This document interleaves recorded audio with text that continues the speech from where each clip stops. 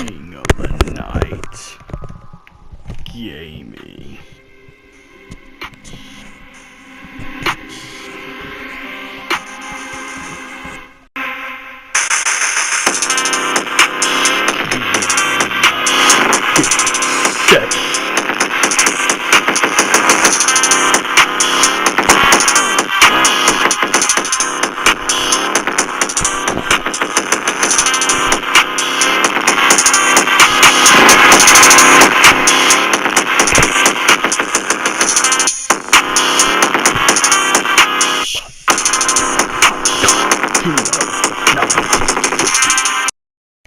So we got some news. My good boy Taylor shared me the good news. I'm here to go walk door to door to tell you the good news. You know what the good news is? Episode Ardyn teaser coming out, and the real episode coming out in March. Now that's close to my birthday. So if you want to send your boy something, I will PM me and I'll get you my address. My mailing address. You could send me a PSN card to download this sucker to my PlayStation 4, so I can stream good content like Episode Ardyn. Now let's get to talk about Episode Ardyn. From what I think it's gonna start out like, as Episode Ardyn is gonna start out with the whole battle between him and his brother for the throne. And then Ardyn does not like the decision, so he goes back and kills people and maims people and does criminal bad stuff.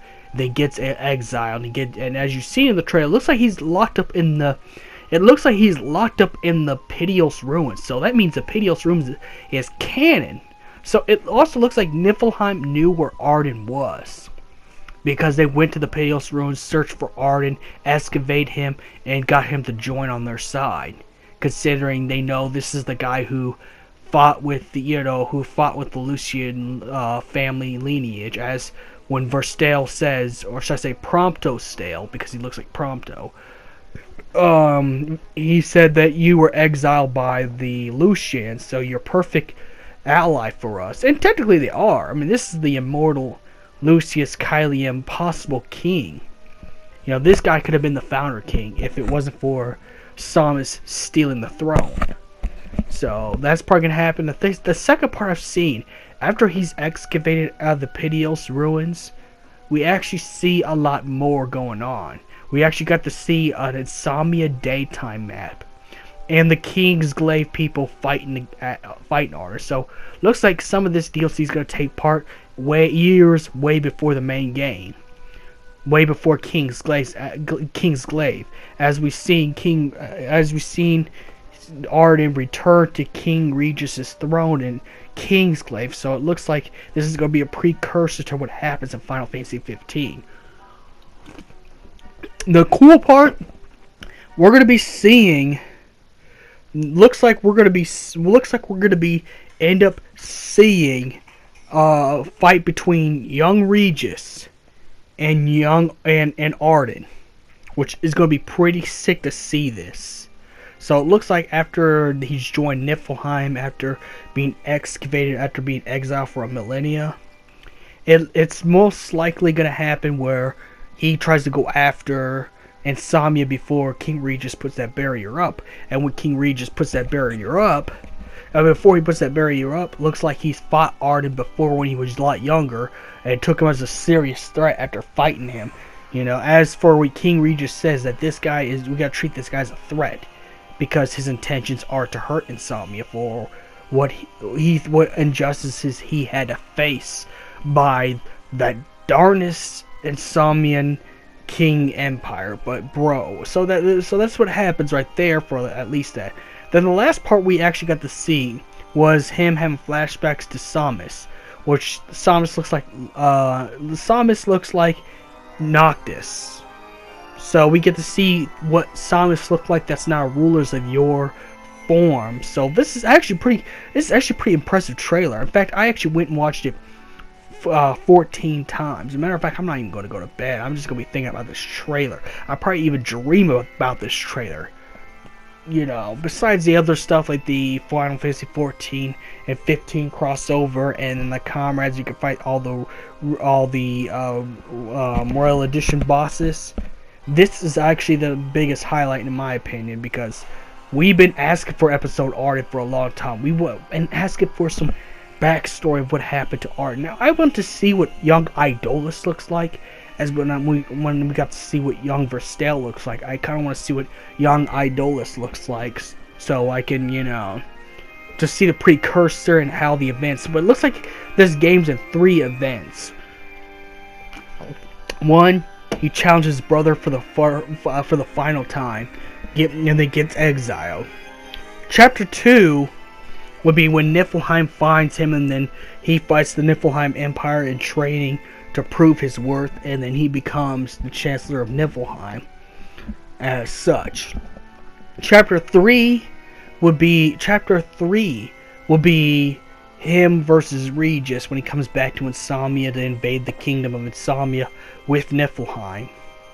And I'm pretty sure there's other chapters too, but we don't know until this was just only like I think it was like a 40-second teaser of what's to come. That's why we didn't get to see a young Idolus, because this was only a 40-second teaser that just came out. It's fresh off the presses. And this will actually bring Final Fantasy 15's replay value back up 100%. In fact, I'm glad I never uninstalled Final Fantasy 15, for the fact that now we're getting more stuff than we can handle. Now, it's a shame that we never got the stuff way before, because, you know, they cut it out and put microtransactions on every DLC episode. But if all this stuff came out before, you know, then add an episode Ardyn and stuff like that, the game would do a lot better. It would have got Game of the Year like it should have. But I'm not here to say that. I'm just saying that this would have, you know, maybe it wouldn't have been a bad idea to push Final Fantasy 15 back if this is what they were doing with it. You know, it makes us put things in perspective. You know, as much as we could play about Final Fantasy 7 Remake being pushed back, you know, they're probably just trying to put it all in one game, like they're doing with 15 now. So maybe this is actually one of those things that's better if you would have waited for it. And you know what? I'm glad I waited, considering now I'm more than hyped. Just a 40-second clip of what episode Ardyn could possibly be gets me hyped and gets me back into Final Fantasy 15. You know, even more. But we're actually getting episode Ardyn. You know, we're actually getting the whole entire thing. You know, and another thing I like about episode Ardyn is that they're using the episode Ignis Ardyn theme 4, which I think fits the atmosphere fit the atmosphere perfectly. Consider this is going to be a much darker episode, because then you get to see all the injustices that was done to Ardyn, what Niflheim does to people, what Niflheim is about. You know, how did Ardyn become so twisted with the darkness like he is? You get to see all the stuff that was before Kingsglaive. You get to see the before story of how things got the way they were. Now, I think after I play episode Ardyn, I'm probably going to end up watching the Kingsglaive movie, and then starting Final Fantasy 15 all over with New Game Plus, so I can carry over my stuff. Just because now you got it chronologically. You got episode Ardyn, which is actually a precursor to the original. So this is not just a character episode.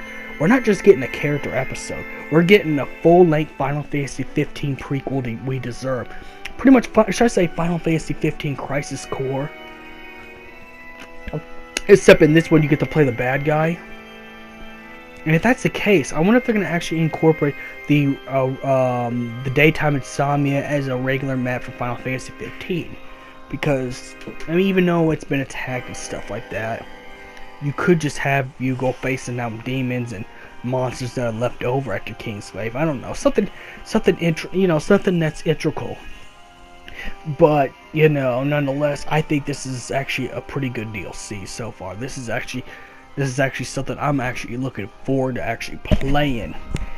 But this is pretty much Final Fantasy 15 Crisis Core, but with you can play as the villain and stuff like that.